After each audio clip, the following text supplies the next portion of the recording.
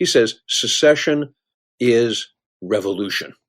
There's no constitutional mechanism for secession. Secession simply is outright revolution. It's a radical break with the Constitution. And it's going to be followed, he says, by war, and can't be otherwise. So even Robert E. Lee was not under any illusions that somehow what the Confederacy was doing was something that the founders would have sanctioned in the Constitution. The United States never was some kind of voluntary federation of states like the UN. In 2017, there was deadly violence that erupted around the Robert E. Lee Monument in Charlottesville, Virginia, over a protest on removing that monument. In Richmond, Virginia, the former capital of the Confederacy, another statue of his was taken down at the historic Monument Avenue. Now, opponents of Lee will say that, number one, the statues came up not immediately after his life, but during the period of Jim Crow law, and they're more of a symbol of the South embracing its heritage, much of which is racist. Whereas his supporters will say that Lee was the embodiment of Southern chivalry and almost a part of the American aristocracy.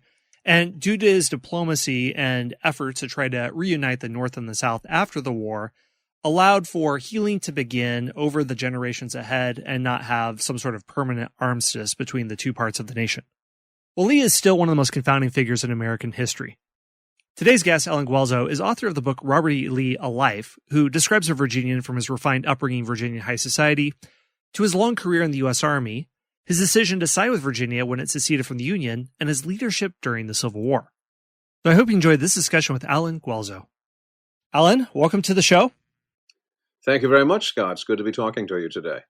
We'll be looking at a figure who has appeared many times on this podcast in the 20-plus episode series I did with co-host James Early on key battles of the Civil War. I've compared Ulysses S. Grant with Robert E. Lee as military leaders and strategists and tacticians, but never specifically Lee as the hero of his own story. So we have a lot to unpack here, and there's a lot of scholarship on Lee. There's a lot of different camps on perspectives of him on a multitude of issues, but I want to start with something that's contemporary in the news. And in the last few years, with the vociferous public debate about public statues, namely Confederate statues, there have been a number that have been taken down, or most notably, I think, is the recent one in Richmond, a capital of the Virginia and the former Confederacy, where a statue of Lee was taken down at Monument Avenue. So detractors would say, well, it's not really about Lee. It's that this is a symbol of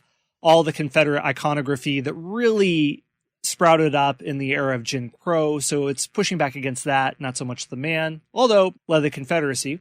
Whereas sympathizers would say, yes, he led the Confederacy, but he really is imbued with the greatest of sort of our history of chivalry. And because of his efforts at reconciliation after the war, he could have very well thwarted the possibility of a multi-decade low-level guerrilla warfare that was taking place between the Confederacy, the former Confederacy, and the Union. So to begin with that, what is your take on it? To just jump into the hot button issue first. Well, today I actually get more questions about statues of Lee than Lee himself. So it's not a surprise that that's what we begin with. And I have to admit that I am at sixes and sevens about the removal of the Lee statue in Richmond and the other Lee statues that have been removed in New Orleans, in Charlottesville, in Dallas, and some other places. Scott, on the one hand, I'm a Yankee from Yankee land. Now, some people have said, well, that immediately disqualifies you to write about Robert E. Lee. So, of course, my feeling is, no, actually, I think that gives me a perspective that is less heavily influenced and wrapped around regional identities. But as a Yankee, I do have to admit, I cannot fathom why you put up statues to people who committed treason. And I have the same problem with people who wave the Confederate flag. I don't use the word treason lightly. I'm not throwing that around carelessly. My father was a career military officer, U.S. Army. My son is U.S. Army. That's a word with some very specific meaning. I think, though, that many people look at Lee and they fail to take into account the fact that the man raised his hand against the nation that he had sworn an oath to uphold. When he was commissioned in 1829, the oath he took was to the United States. And my father took that oath. My son took that oath. I took that oath when I became a member of the National Council for the Humanities. And all of that's not helped by the fact that the cause that Lee and the other Confederates fought for was wrapped around a defense of human slavery and human trafficking, not to say Jim Crow. So the question that usually comes to my mind is, why should the artifacts of that cause, be they statues or whatever, have been in any other place but a museum? If somebody wanted to propose erecting a statue to Robert E. Lee today, and they came to me and said, would you sign our petition for this? I would tell them as politely as I could to get lost. Now, it is true that Lee in the post-war years does establish a track record about reconciliation. It is true that by surrendering the Army of Northern Virginia at Appomattox and surrendering it as an army, he very consciously and very deliberately short-circuited any resort by the Confederacy to long-term guerrilla warfare. And that could very easily have taken place. There is a cognate to this situation in the Russian experience in the middle of the 19th century as the Russians attempted to subdue the Caucasus. That was where the Imam Shamil carried on really a 30-year guerrilla warfare against the Imperial Russian Army. We know something about this because that's where Tolstoy served as a junior officer, and he wrote stories about that. So that some of that is still alive in literary memory. But that kind of experience was really horrendous. That could easily have been transferred by Lee to the American scene. And just imagine the entire Appalachian and Trans-Appalachian region being turned into a theater of guerrilla warfare. That could have happened. And who knows how long that would have gone on and what the long-term results would have been for the country as a whole. And yet, even there, the kind of reconciliation Lee promoted was comparatively muted. He opposed, curiously enough, the idea of putting up statues. He resisted. People made the offer to him. Oh, should we put up a memorial? Should we put up a monument to Confederate veterans, even to Robert E. Lee? And he resists that. But he does not do more than that. He is not a friend to Reconstruction and post-war Reconstruction policies. He's not an avowed enemy. He's just not much of a friend to them. So the reconciliation part only goes really so far. And as for guerrilla warfare, all right, it's true. He didn't sanction outright guerrilla warfare. He certainly did not sanction armed, violent resistance to Reconstruction. And yet Reconstruction is itself pockmarked and to a certain degree subverted by what almost comes up to a kind of guerrilla warfare if you look at the kind of civil strife that plagued the Reconstruction years from 1865 to 1877. So there are points in which you can insist that Robert E. Lee did at least some things that put him on the side of the angels, but even there are qualifications. So I have some problems on the one hand with statues to Robert E. Lee. The thing is, that's not the whole story. The Lee Monument in Richmond, for instance, dates from the 1890s. And I'm sure that in the 1890s, there was a message about white supremacy there. But there were also messages, other kinds of messages. These statues are being put up in the 1890s because nobody in the South could afford to put them up in the 1860s and the 1870s. The South had almost literally been destroyed. So no one's going to do that. It's not until the South begins to experience some kind of economic recovery that enough of these Confederate veterans have enough in the way of resources that they can put up statues. And when they put up statues, what are they really remembering? Well, yeah, part of it is about the justice of their lost cause. That's the assertion they're making. Part of it is about sending a message about who's in charge in the South, which is to say white people. But another part of it is surely a kind of nostalgia. As people move into middle age and beyond, they're looking back at this great event of their youth. And they want to remember that. They want some kind of memorialization of it. So that's also a factor that goes into the making of these statues, and especially a Lee statue. But I think there's one big thing that's often missed when we try to understand statues of Robert E. Lee or statues about Confederates, and that's this. In American culture, we worship success. If you're successful, that's supposed to mean you're good. If you lose, it's supposed to mean you're worthless. It's like Vince Lombardi. Winning is not just the most important thing. Winning is the only thing. And Leo DeRocher, I think it was Leo DeRocher, saying, nice guys finish last. And he was putting people down that way. Lee symbolized something very different. Lee symbolized the possibility of maintaining a sense of dignity in the face of defeat. He symbolized the possibility that the winners were not necessarily the good. And the people who wind up paying for their deeds are not necessarily bad. That message is wrapped up in the Lee statues too. That may be a message we regret losing in a dog-eat-dog kind of world. There's one more factor too, Scott, and that is that monuments like the Lee statue change. And when I say that, people crinkle their noses up because they say, how can a statue change? I mean, it's made of granite or it's made of bronze. Well, what I mean by that is when statues like the Lee statue in Richmond are put up, they serve as memorials. And here's where the white supremacy messages get attached. The statues are put up to remind people of what the Confederacy was and what it was about. But over time, as generations pass, the perceptions of the statues change. They begin as memorials. But as the generations pass, they decline into something else. They decline into monuments. The Lee statue became a remembrance of a chapter in Richmond's history, the Civil War. And then more generations pass, and the monument declines still further into being really simply a marker.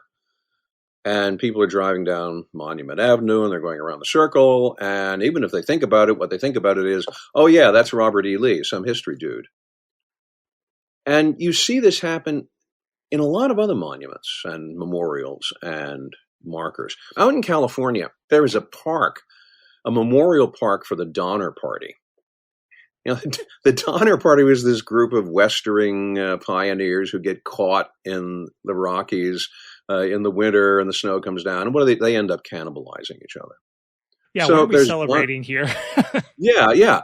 So there's Donner Park there, and there's a statue memorializing the Donner Party. And believe it or not, it's right next to a picnic area.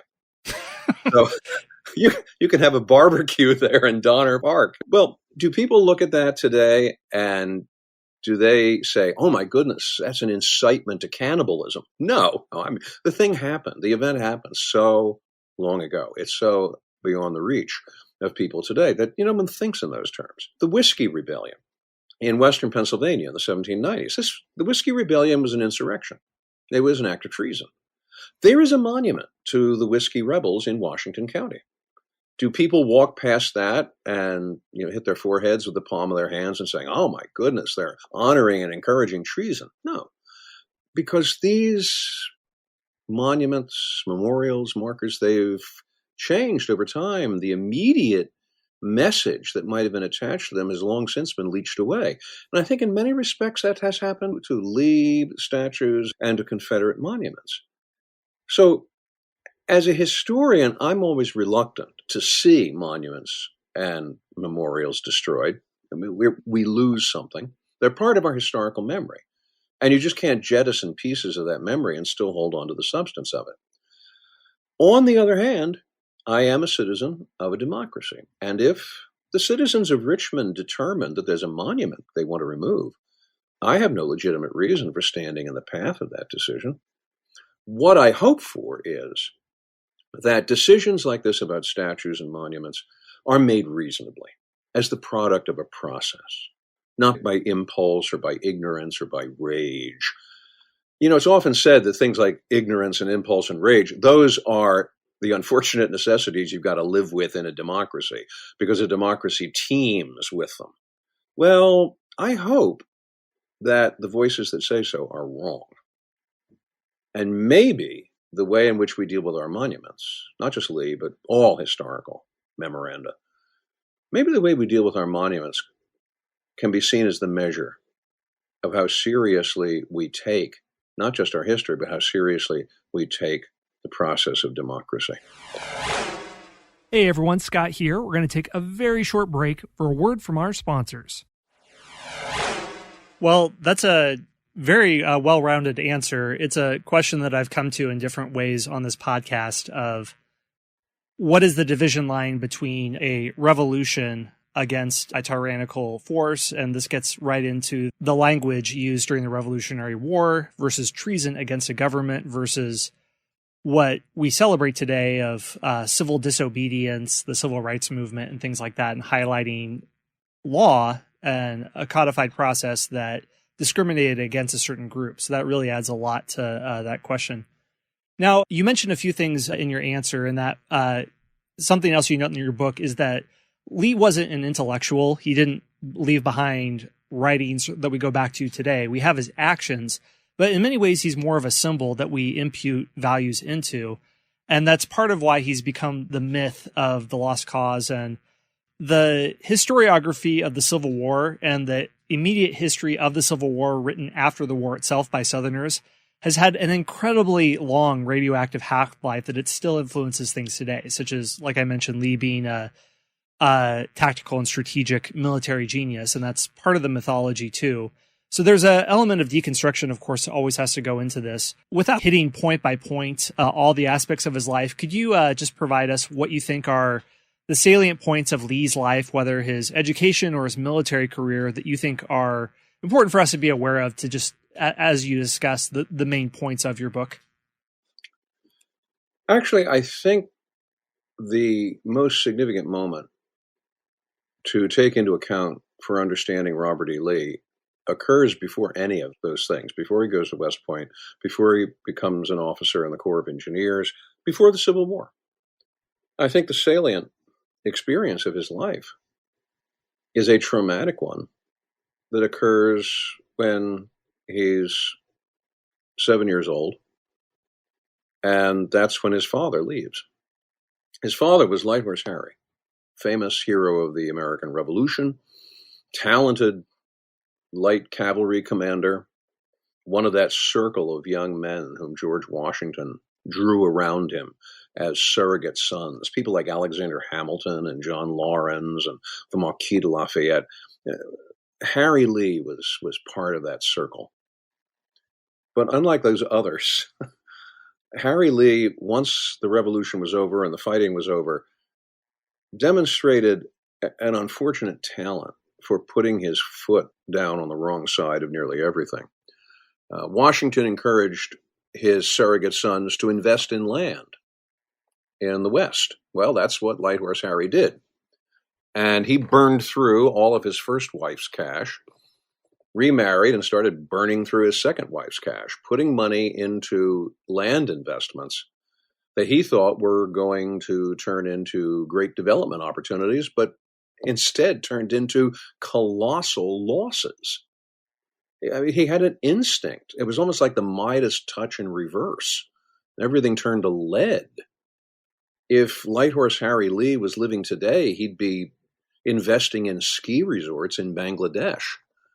So when you look at Light Horse Harry, it's one well-meaning failure and blunder after another, culminating in the fact that, politically speaking, as a Federalist, he is a critic of Thomas Jefferson. That wipes him out politically in Virginia.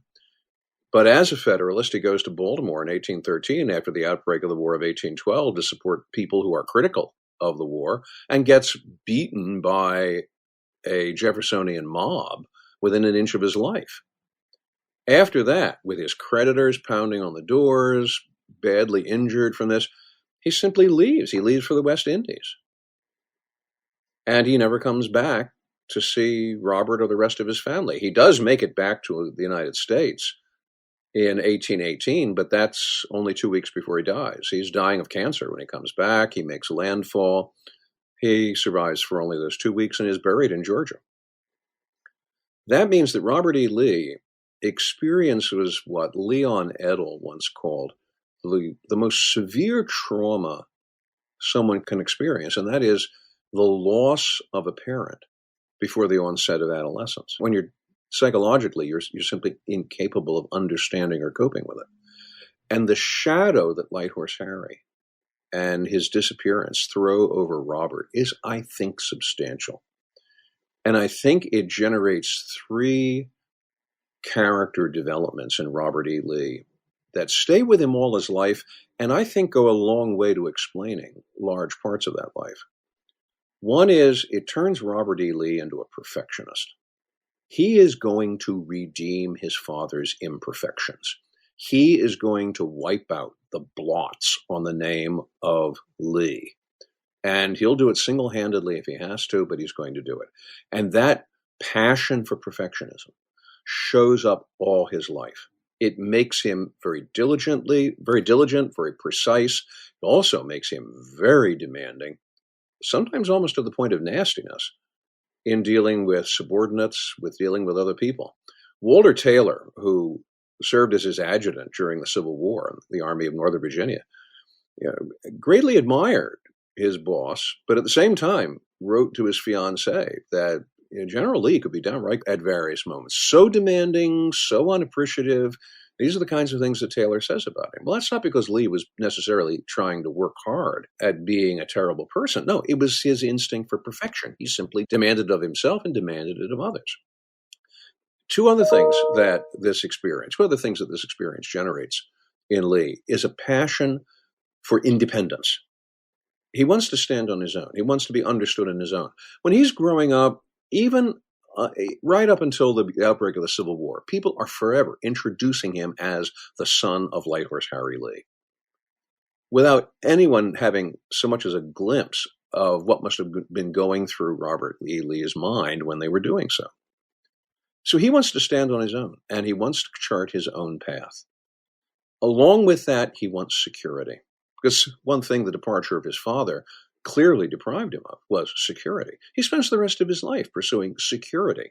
This is why he stays in the Army as long as he does. It's not because the Army is providing him with lightning promotion. It's not because the Army is providing him with baskets of recognition. And it's certainly not because service in the Army is overly lucrative.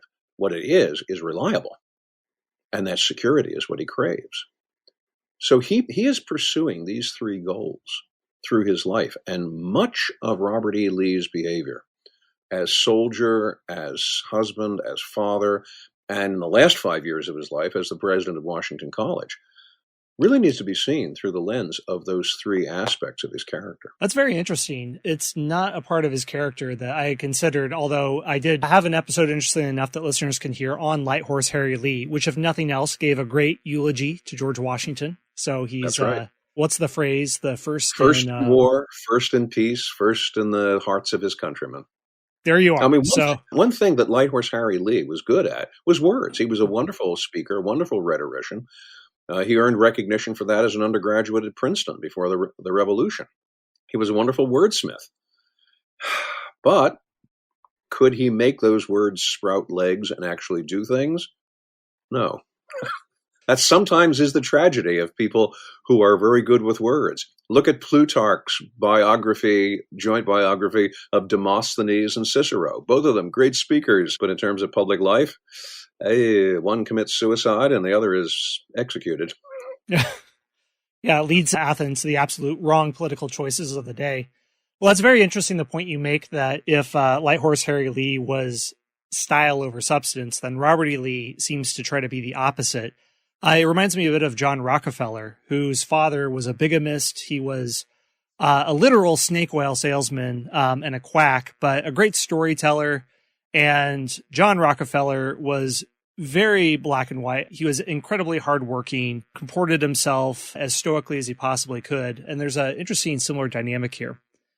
So I wonder, with you undertaking this biography of Lee, who is a very well-researched figure, but in many ways also a misunderstood figure, what led you to writing a biography about him? And with this scholarship of Lee, what were certain pitfalls that you were trying to avoid?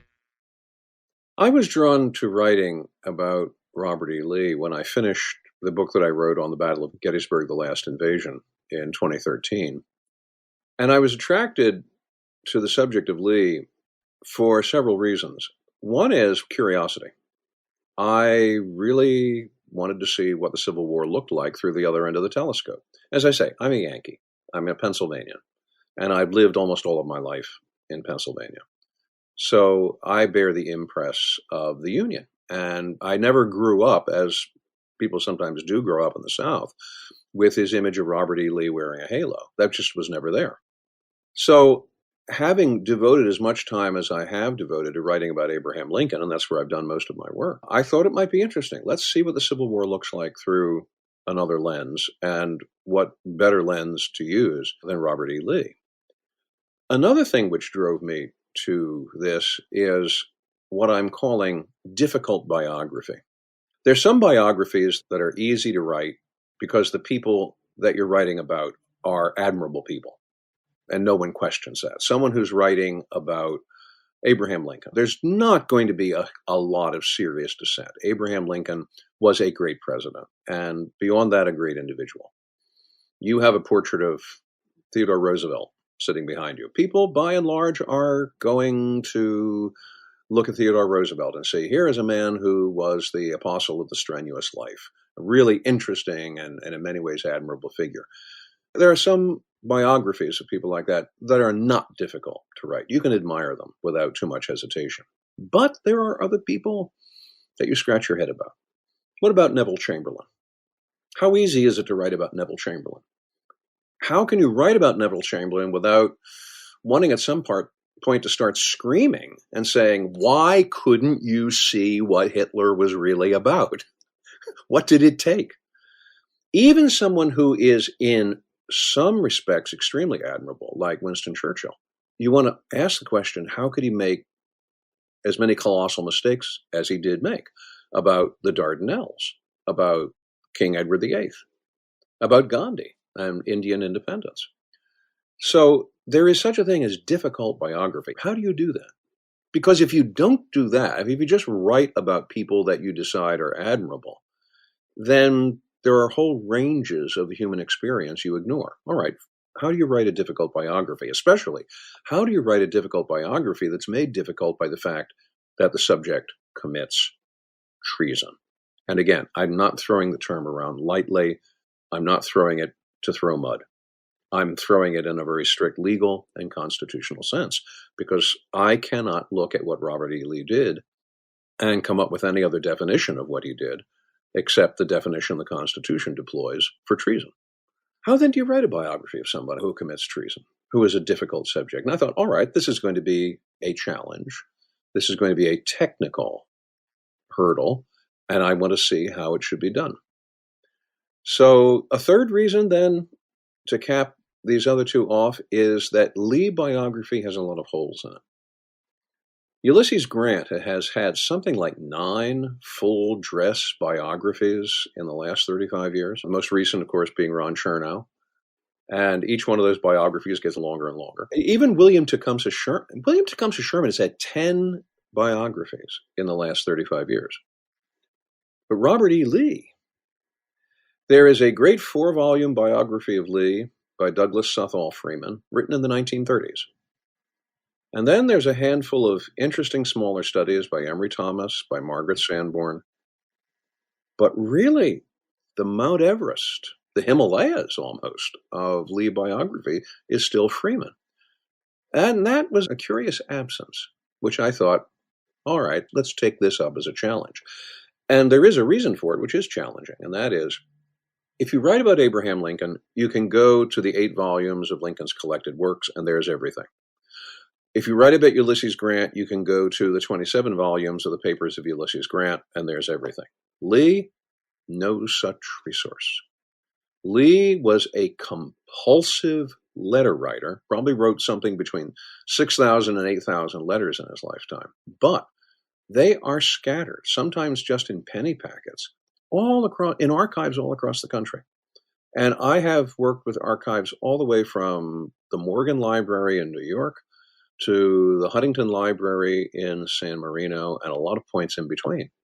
So you find a small collection in Missouri, you find a small collection in Georgia, all over.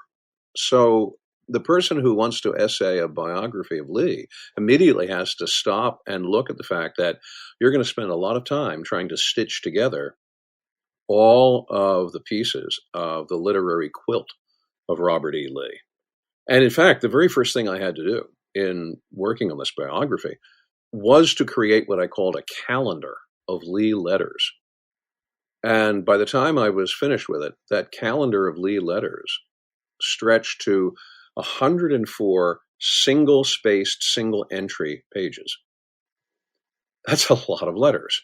And truth be told, it's not the whole thing, because there's also a lot of Lee letters that are in private hands and that surface on eBay. Someone just sent me a link to a Lee letter that from 1864 that had just surfaced on an auction site. So there is a challenge just in being able to track down and identify the materials in which you'd write the biography. So put all those three things together, and I thought, now this will be different. So let's see what happens. It was the red rag to me. I just couldn't resist. I put my hand in the cookie jar, and I went off and wrote this biography of Robert E. Lee.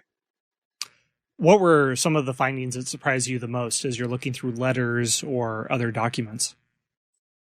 One thing which surprises a good deal is the fact that Lee did not particularly enjoy being in the Army. Lee goes to West Point, graduates class of 1829, second in his class. So he's commissioned right away into the elite, the Corps of Engineers. But for the next 30 years while he's in the Corps, hardly a year passes before he doesn't write to somebody saying, well, I'm thinking about leaving the Army. You know, the pay is poor, the promotion is glacial. Maybe I should go into private civil engineering practice. Now, he never does it, but he's always thinking about it. So if you have the idea that Lee is simply nothing but a military figure, here is someone who really did not always enjoy being part of the U.S. Army. And in later years, he would tell a student at Washington College, the biggest mistake of my life was taking a military education, which is a real shocker when you reflect on it. So there's one thing which is a big surprise. Another major surprise is that stint that he puts in the last 5 years of his life as the president of Washington College. When the Civil War ends, Lee, of course, is obviously without employment. So he's casting around. What should he do? He thinks, first of all, about buying some property and turning gentleman farmer like his older brother, Charles Carter Lee. But then a delegation shows up from Washington College in Lexington, Virginia, which is a small college in the upper end of the Shenandoah, which is almost dead. I mean, the Civil War almost killed the place. And they make this overture to Robert E. Lee. And he accepts, which is a surprise because he had been superintendent of West Point for 3 years. He hated every minute of it. It would bored him out of his mind. He was once offered a teaching position at West Point, turned it down. He said, I'd be terrible in the classroom. I wouldn't know how to communicate with the cadets. But he accepts this job as president of Washington College. One of Lee's former generals writes to the trustees and says, oh, it's great news. You signed up Robert E. Lee as president. He'll be a great figurehead. Don't let him do anything else. Just let him be the figurehead. Robert E. Lee made the trustees into the figurehead. He took charge of Washington College. He took this place which almost didn't have a pulse. And in 4 years, he's built it up to over 400 students. He's built an endowment of $250,000. I mean, these are substantial numbers in the 19th century. And he's turned into a major success as a fundraiser. Robert E. Lee could really shake the apples out of the tree. He'd make a great development officer today in colleges or universities. Talk about an unsuspected talent. He is an extremely successful college president. And I think in some ways, those last 5 years of his life as president of Washington College may have been the happiest years of his life.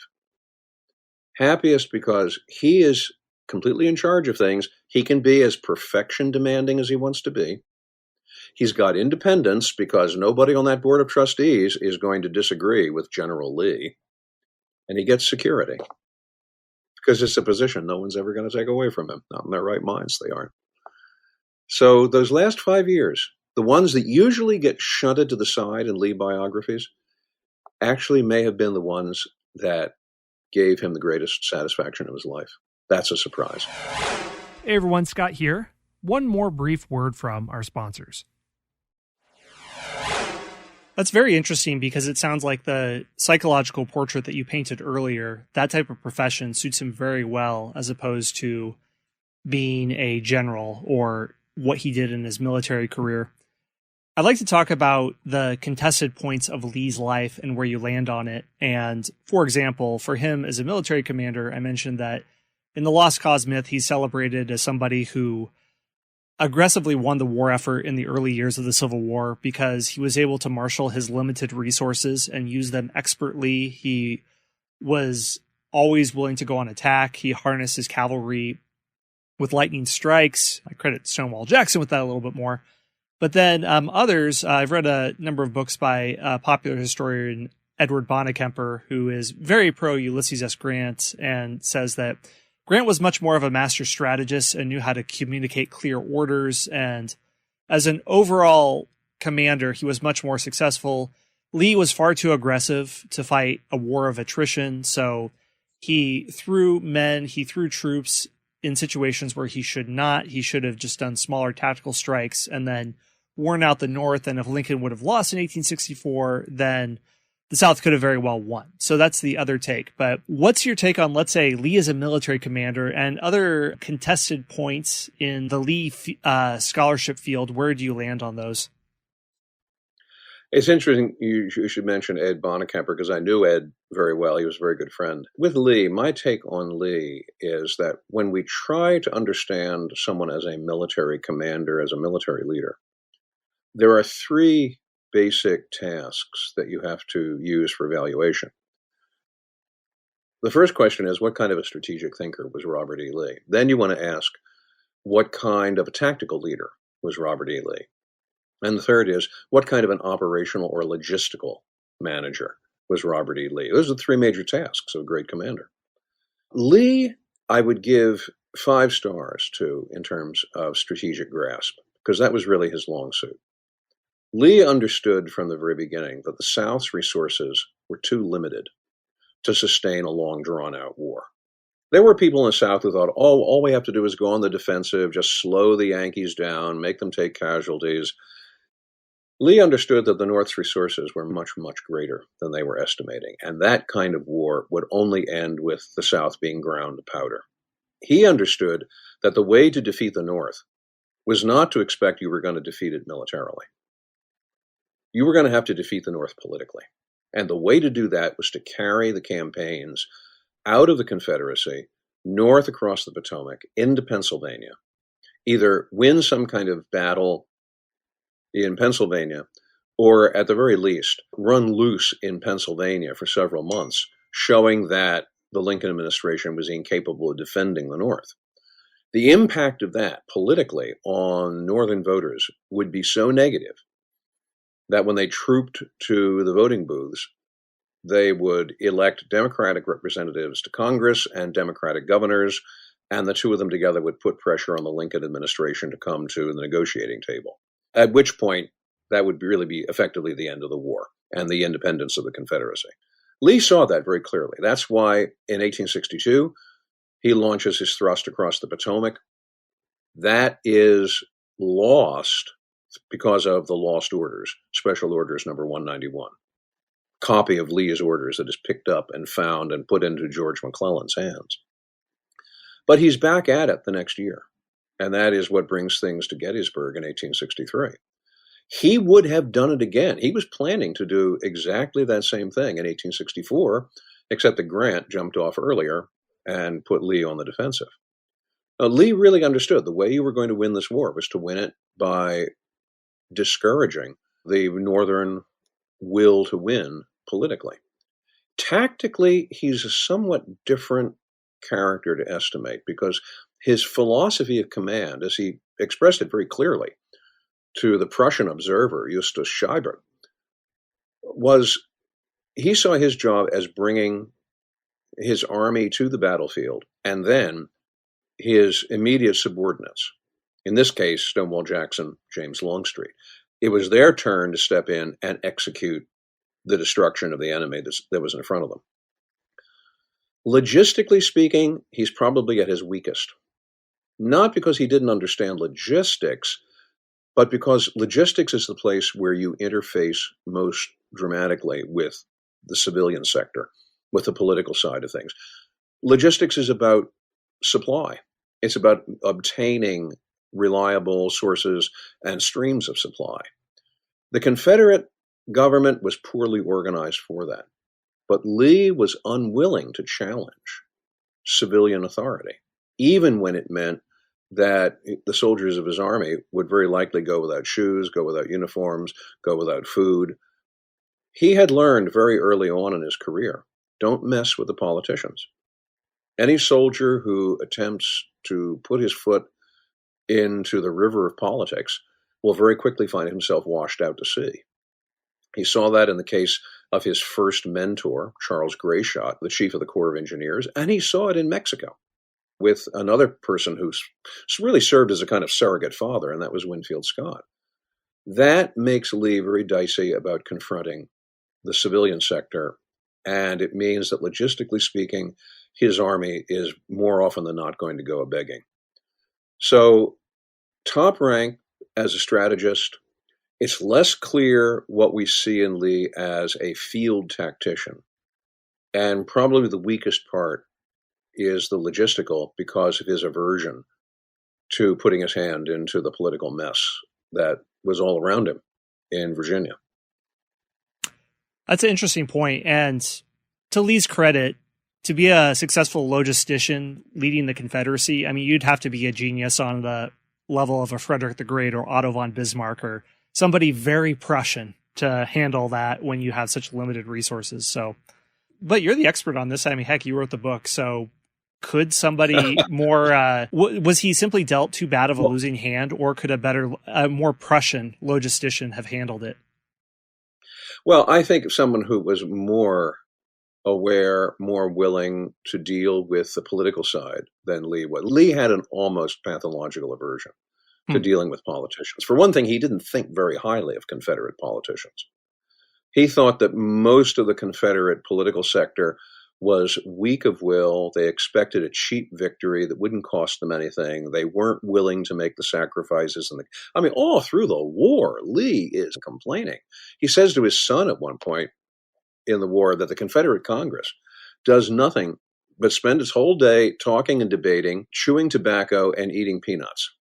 He didn't mean any of that as a compliment. And on the road to Appomattox, he makes the comment to William Nelson Pendleton, "This is the way I always knew it was going to turn out. I always knew the North was going to win this war." And he blames that on Southerners' lack of willingness to make the sacrifices that they need to make.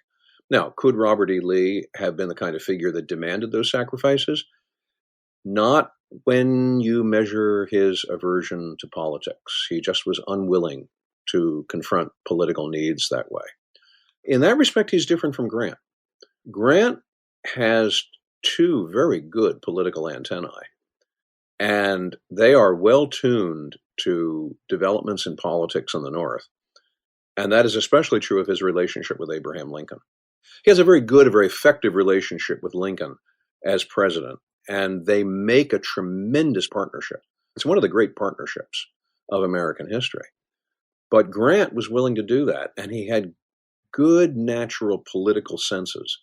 He didn't have that aversion that Lee had, and not having that aversion to politics turned out to be a genuine plus for Grant, because it meant that Lincoln would basically give Grant anything he asked for. And that brings up another great Ed Bonekemper book, Lincoln and Grant, the Westerners Who Won the Civil War. So he has a lot to contribute to this conversation. Well, I mean, there's so much to explore here with Lee, but I suppose you've plumbed the depths of his paradoxes and complexities and noted at the beginning that you're looking at a historical figure who by constitutional definition committed treason. And as I've explored this question of treason and what does it mean, Southern sympathizers and many of the Confederates themselves claimed, well, we're simply following in the steps of the Founding Fathers. They too, had the British won, would have all been hanged for committing treason. But they saw that according to the social compact that exists between the governed and those who rule them, that if you behave in a tyrannical fashion, then you have lost the consent of the governed. And that's what Southerners believed, how they were being ruled. So they said that we're just simply following similar steps. Or it's what I've read about those who give intelligence, who double cross their own governments and give intelligence and secrets to enemy governments, because spies on the other side might recruit them by convincing them that, well, you're not betraying your country, you're betraying your elected leaders, but your elected leaders are fools, they're not doing your country justice, or you're actually serving the higher good by betraying these people here who don't understand the higher good the way you do. So, hey, it's okay to give us a little bit of that good old-fashioned intelligence and nuclear launch codes. Why not? Come on, we're pals here. So, yeah, with these different types of narratives and justifications of Lee's life and all the different complexities, and I'm not arguing for the Confederates or the Founding Fathers, I'm not saying that, I'm just restating the argument. So what do you make of the paradoxes of Lee's life, and what do you hope that readers take away from your book? Well, the first thing I'd say is that there's a great deal of political assertion coming from the apostles of the lost cause about the secession of the Confederacy being somehow lawful. Well, there was no body of legal scholarship that was willing to make that argument seriously before the Civil War. The Constitution contains no reversion clause. The Constitution doesn't even describe a mechanism for voluntary secession by the states. And the Constitution describes the mechanism for amending the Constitution. It describes in detail the mechanism for the Electoral College. That's the single biggest thing in the Constitution. There's a description of the mechanism for calling a convention of the states. And, there's many other things as well.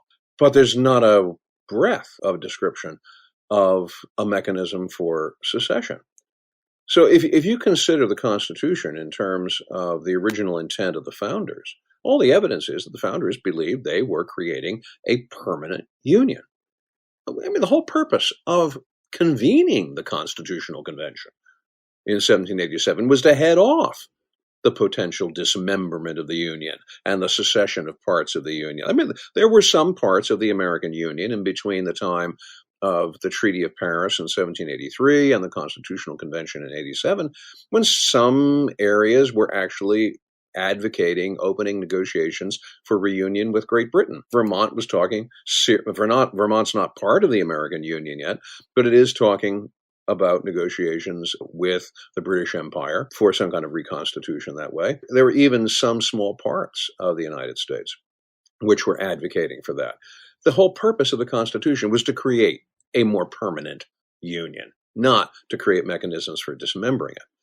And I think of how Michael Klarman, in his book on the creation of the Constitution, a great book, Klarman says the views of the delegates in the convention were, as he put it, stunningly nationalistic. So the notion that somehow the Confederacy is acting in the spirit of the revolutionaries, the spirit of the founders, this is about as far as you can get from anything that looks like predictable truth. Now, there was uncertainty about the locus of citizenship. That's because the Constitution talks about citizenship in 5 places, and in those 5 places, it refers alternately to state citizenship and national citizenship, and does it without specifying which was supposed to have the preeminence. We didn't settle that until the 14th Amendment.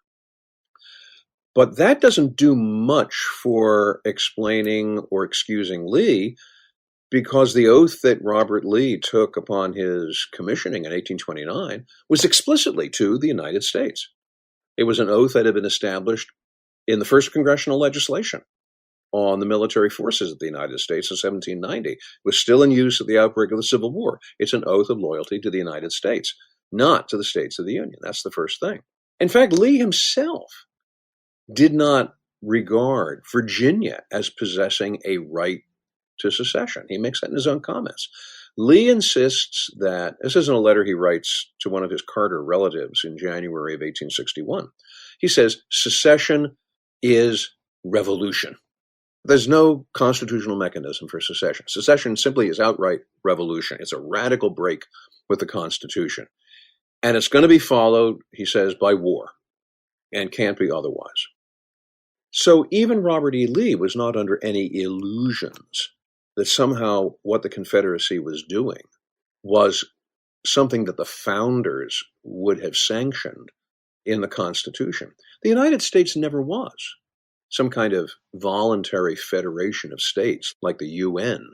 The Constitution is very explicit when it calls itself the supreme law of the land.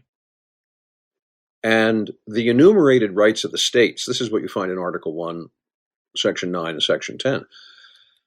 The rights of the states articulated in the Constitution don't include any functions that suggest some kind of sovereignty equal with the national government. It's just not there. This is an illusion. And people afterwards wanted to impute that illusion to Robert E. Lee. Now, the funny thing is that Robert E. Lee will, in time, adopt some of that rhetoric, but he will adopt it after the war, mostly as a justification for his own decision and to hold at bay the accusations and demands about treason. But if you take Lee before the war and right up to the beginning of the war, there's no sense in which he thinks that secession has any legitimacy in and of itself. Secession is simply nothing but revolution. All right, if you're going to have a revolution, well, like all revolutionaries, you take your chances, but you don't necessarily create something which has legal substance or constitutional substance. Now, the funny thing is that the decades after the Civil War really become the golden age of state rights. Now, the Civil War does not, as some people have tried to argue, and it passes my understanding how this argument can be made to get up and walk.